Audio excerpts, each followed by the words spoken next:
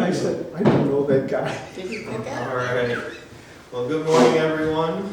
Welcome to the next edition of our Java with Jody. We're thankful to Hub Hub Coffee for providing the refreshments for tonight, and for Richard and Rianne for the cookies. So everybody enjoy them. So today, it's a face you all know pretty well, I think. So our curator, Tyler Angora, will be talking about women of the American Civil War. All right. So, this is one of my favorite topics to talk about because it's not talked about very often. So I've taken numerous Civil War courses in my undergrad. Every 400 pages, which is a whole book, a woman is mentioned. So as you can tell, not one woman was mentioned in most of the books I read. Very seldom. So this is not similar to what I did in those courses. I focused on sexual violence during the Civil War against women, so this was a little bit more fun for me to look at different women that aren't really talked about, women we don't know about so much. But this is a woman you know from the Civil War. However, my favorite heroine. yeah, she's great. However, the plot and story of the Civil War, of her as a woman during this time, is terrible. The clothing she wears is completely wrong. Her attitude is not what it would normally be. Most Civil War historians hate this movie for its plot. For the character, however, Vivian Lee plays a great heroine and she's fantastic. I love the movie, but for historical efforts, it's awful. Whereas for a better Confederate woman, this is Maybelle Boyd. So she's probably the most notorious Confederate spy, if not one of the most notorious spies to come out of the Civil War. She was very beautiful. She was born into a very rich family in the South. So she had her wits about her. However, she did die poor because of her actions. She made a very bad name for herself. So she would often, her actions were very well known throughout both the Union and the Confederacy. Union papers and Confederate papers would often talk about her activities, the way she would walk through camps and gallivant among the men using her poise and her femininity to get intel and information from Union soldiers and bring them back to Confederates. But what really made her very popular were her memoirs after the war. Because she was so well known and she did publish her stories after people knew that it was true, so they were very good sellers. People still use them today in scholarship. People still talk about them. I have read Camp in Prison. There's 2 more after this, but this one is really fun to read. However, people have realized that they are exaggerated now in modern day history. She did exaggerate a lot of what she talked about. A lot of what she did was not true. So just depends. But she was arrested numerous times. But she was never put into prison until 1862. She was sent to Old Capitol Prison in Washington. But then she was banished after, I think, her 10th time being arrested. They sent her to the South. She was not allowed to go past lines. So then she tried to escape to Europe, to England. And she was arrested again and sent to Europe prison for being a carrier for the Confederates trying to escape papers, currency, and other things. So then they sent her back here, and she actually married a Union naval officer, Lieutenant Sam Hardridge. So very interesting. And then they escaped to Canada in 1864. So, but the rest of her life, she died poor. She became an actress. It wasn't very successful, so it didn't really work out for her in the end. But we do have her books and her photos to look back on, and all of the work that she did do, even though it was for the Confederacy, it's still highly acknowledged. This is probably worse than her. So Antonia Ford Willard, she would often host dinners, gatherings with Union spies. She would disguise herself as a Unionist and get information out of these people. So she would try. However, the one big thing that got her in trouble with the president. So she assisted in a rouse to help Confederates escape from prison, which she also ended up assisting in the murder of a general and the release of over 100 horses. So it did not go well for her, and Lincoln was more upset about the horses than the generals. As you can tell by the quote, those horses cost $125 a piece. A general you can replace, horses you cannot. But again, she also went on to marry a Union soldier. I don't know what it is about these women wanting to go marry on the other side of what they believed in. But she went on to marry Major Joseph Clapp Willard. She made him denounce his Union views. He then became a Confederate, in a sense. However, he died while they were married, and she, and I quote, said, "I knew I could not avenge myself on the nation, but was fully capable of tormenting one Yankee to death. So I took the major," is what she wrote. So, very fun. But she was sent to prison numerous times, same thing as Belle Boyd. She got out, continued her efforts, but she was not banished, luckily. She just made the president very angry. But instead of Confederates, we're going to focus on Union soldiers who are actually well thought of and did a lot. So this is probably one of the most remarkable cases of women from the Civil War. So this is Sarah Emma Edmonds, or you may know her name as Franklin Flint Thompson. She is very famous for what she did during the Civil War. So she is Canadian, actually. She's not from the United States, but she escaped a very abusive family, a very abusive father. But she escaped to Massachusetts and she became a Bible salesman. She disguised herself as a man because women were not allowed to do this profession back then. So she disguised herself as Franklin Thompson. She sold Bibles. She traveled around the United States selling Bibles, other books, and such until she landed in Michigan.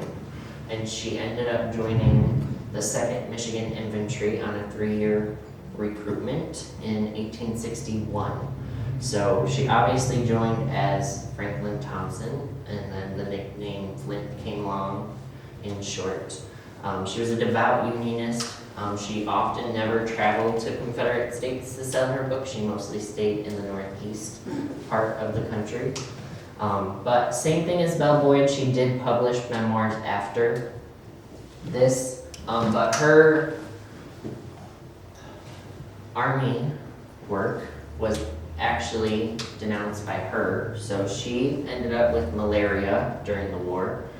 She fought in many battles, but she ended up with malaria and she asked for a leave and they denied her. So she ended up actually deserting her infantry and leaving, and she was charged and she was found out. So she kind of gave herself away in a sense. So she started to release her memoirs, one of them called Nurse and a Spy in the Union Army.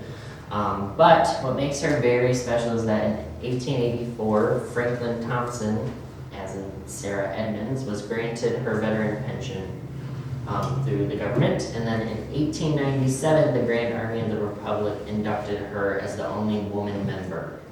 So it's quite an accomplishment for her. Very great, and that is her book. One of them right there, her and a horse. So very fun. She was really cool to read about and kind of delve deep into her history a little. She started in the Maryland Brigade, which was very fun to read about. But she doesn't really talk much about that in her books. Tyler, what is that book called? Yes, that is Unsexed, the Female Soldier. So, another fun book she wrote about her time in the war.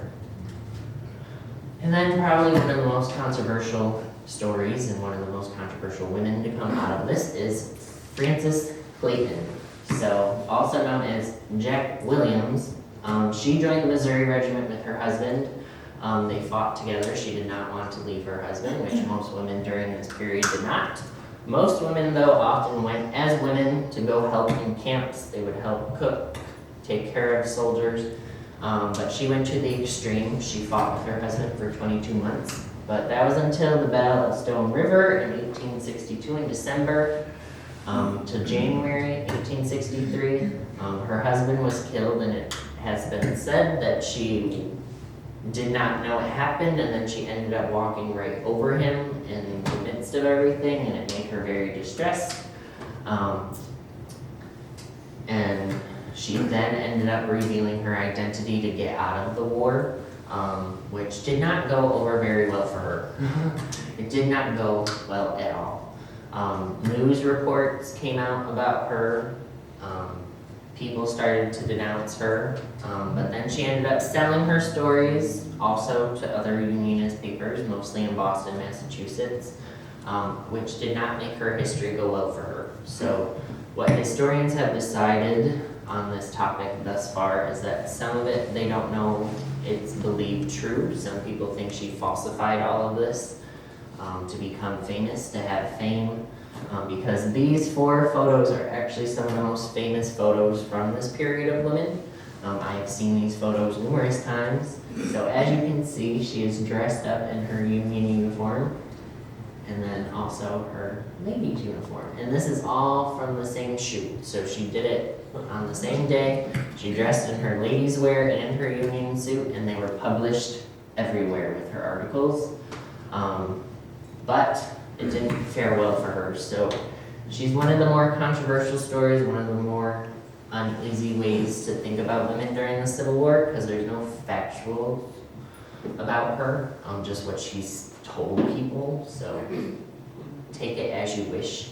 But we do have her photos. They are very iconic for the time. So, and then probably the most famous woman to come out of the Civil War, Black history, abolitionist, from Auburn, Syracuse, where she died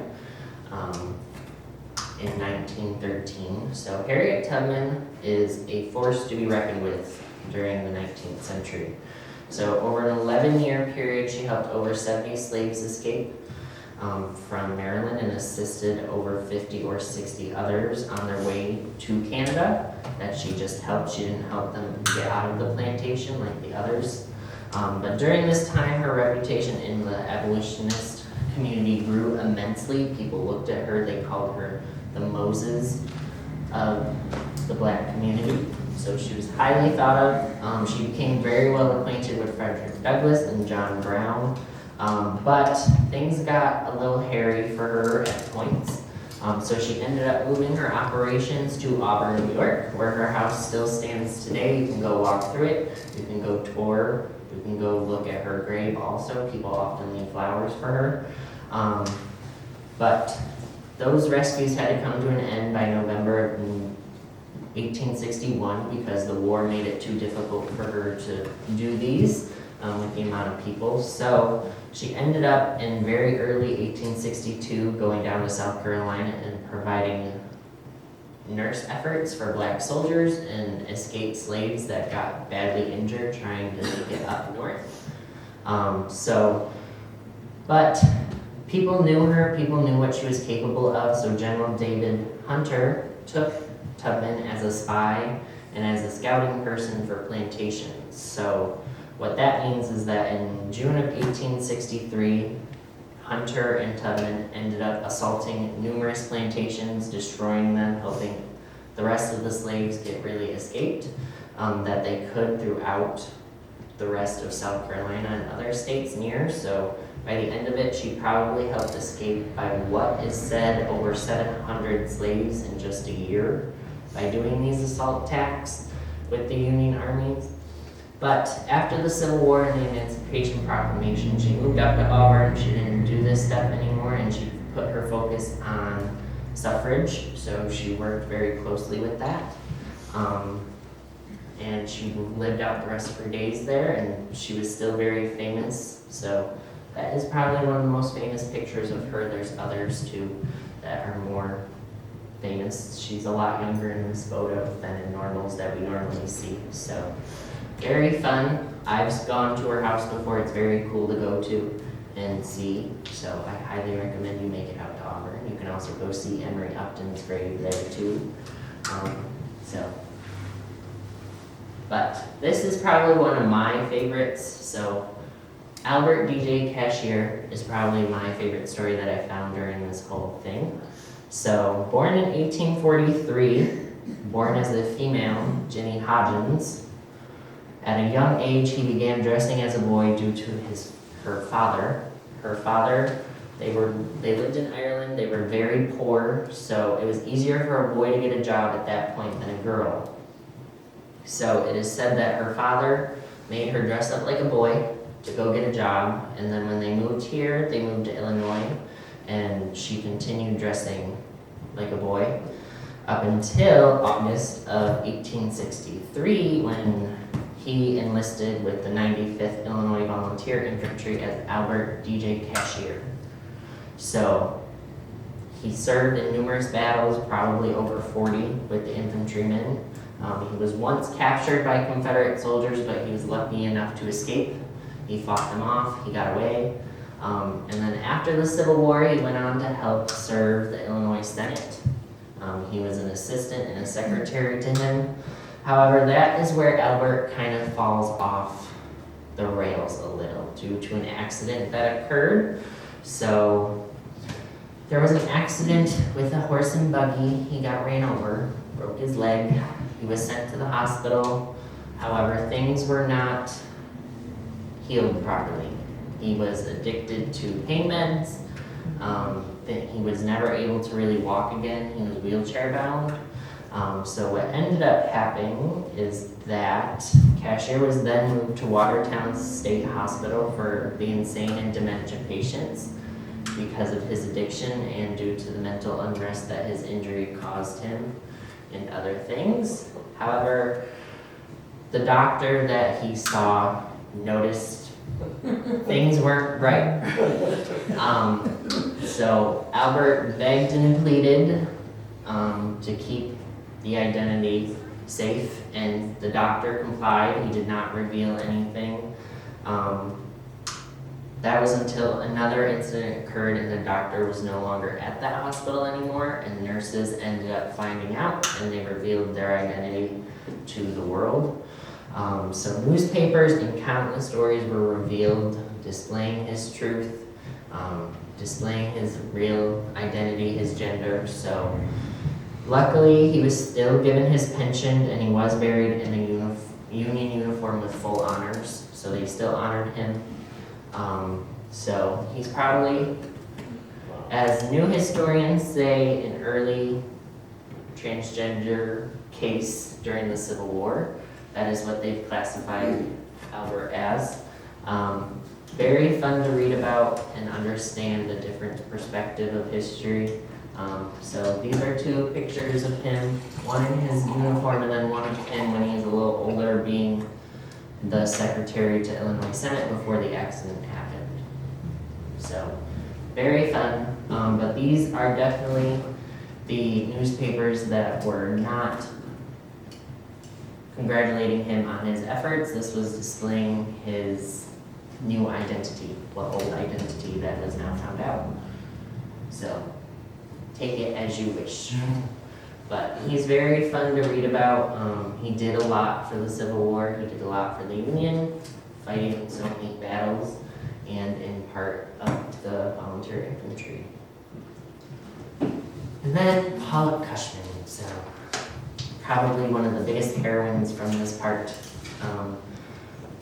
This is probably the funniest story out of them all. So born Harriet Wood, Pauline Cushman is actually her stage name. So she was a theater girl in New Orleans and Louisville. So she performed in numerous plays, musicals. However, during one lovely performance, a Confederate soldier confronted her and offered her $300 during a performance for her to devote her life to the Confederacy. So as I'm sure you can tell, that did not go very well. She questioned this. She ended up going to Colonel Orlando Moore and asking what she should do, and he said, do it. So she did it, in the middle of her performance, she stopped. She devoted herself to the Confederacy. She was fired from the theater she was at. They told her she was no longer welcome back. However, she was then hired not even a day later by Moore as a Union spy. So, worked out well for her. So, Cushman used her acting skills to act as a Confederate sympathizer. As she was already in the South, it was very easy for her to do this. She didn't have to cross lines. She was already there. She went on posing. And if it worked out better for her, she would go to boarding houses as a lovely lady and go work her magic around people and get information. But Major General William Rosecrans issued Cushman's largest job, assigning her to gain access to Tennessee Confederate camps to gain intel on what power and supplies they had and if they were building a fortification. So this is a large task. I was quite astonished when they listed it as one of her attributes, because for one woman to do that, that's a lot, even for a man to do. But I guess when you're an actress and you compose yourself anyway, it works out. However, she was found and sentenced to death before this could even happen. So on her way to do this, she found actually a soldier walking with the fortification plans to the camps. She stopped him. He knew who she was, which did not pair well for her. She was arrested, sentenced to death by the Confederates, by General Braxton Braggs. But before she fell ill, before the hanging, so she could escape. Some people say she was actually sick, but again, they're dealing with an actress, so she could have been faking it. Only she knows. So, worked out well for her. She got out of the hanging because President Lincoln actually saved her out of it and awarded her with an honorary rank of brevet major. So, but following this, she becomes even more famous. She travels around America performing in her Union uniform, which is what you see right over there. She's at a performance. So she goes around performing this, telling her stories, doing all of that. So instead of books, she's showing it through theater. So this was one of the professions women were highly allowed to do, was singing, dancing on stage during this period. So she used that to her advantage to push her story. Very pretty in her gown, so, but she's probably one of the most famous women to come out of this, along with Sarah Edmonds. So Pauline and Sarah are definitely the ones that are at the top of our list. And then another one. So Sarah Rosetta Wakeman, she was a Union soldier in the 153rd New York Infantry. I thought I would bring us back to New York for our last lady. So, We are recording. better known as Lyons Wakeman because she's actually buried with that name. So you won't find her under her birth name, you'll find her under her taken name. So Wakeman served as a provost and a guard in Alexandria with this infantry until she was sent to battle. She took part in the Red River Campaign and Pleasant Hill in 1864. But after this, a month later, because this took place in April when she was there, a month later in May, she died of an unknown illness. I won't give you the details that were given to me on the various research platforms because it's kind of gross to read about.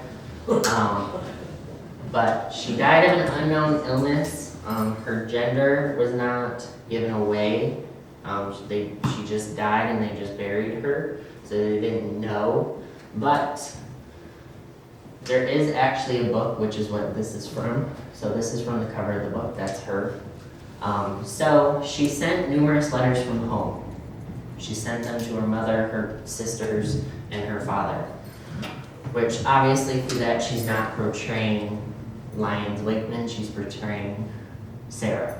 So following her death, her family ends up publishing her letters in a book. I don't have the name with me currently, so I can't give it to you. But, so after this, it is then revealed that she is a woman, obviously. But she was still buried under her taken name, so in a Union uniform. So, worked out for her, even though she passed away very early. So, but these aren't the only women during the Civil War. And a lot of this history was lost until after the Women's Revolution of the 1970s, 80s. People didn't often focus on this part, and it's still not very focused on. Probably not until the 1990s, early 2000s did people actually start delving into this history and taking it very seriously and pushing it. So it's still very new in the field. It's still growing. There was a lovely professor who gave a talk that said it's very whitewashed still, meaning that people have delved into this history, but they haven't delved into the black women yet that have done everything. That's still a very untouched part. So if you're looking for anything to do and you want to do it, go right ahead. But women did a lot during the Civil War. They helped cook, they were nurses, they went to camps, they helped their husband, they followed their husbands everywhere they went. They helped even farm at home when their husbands were taken away. So most people don't know a lot about that. But as you can tell, you can see a lot of women. The photos that I picked, she's with her husband in his uniform. We have a nurse, another one nursing an ill soldier, and then a lovely black soldier with his wife and kids. So it's definitely a fun history to read about and learn. It's definitely different from what we're typically hearing about, which is great and all fun, but sometimes it's great to have something a little different and read about something a little more fascinating. But I'm a women's historian, so it comes more fascinating to me. But yeah, cool question. All right. Thank you.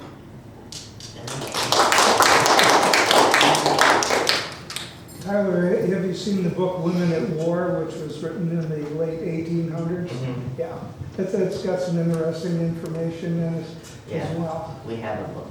Good. We have a copy upstairs. It's in rough shape. It was well loved here.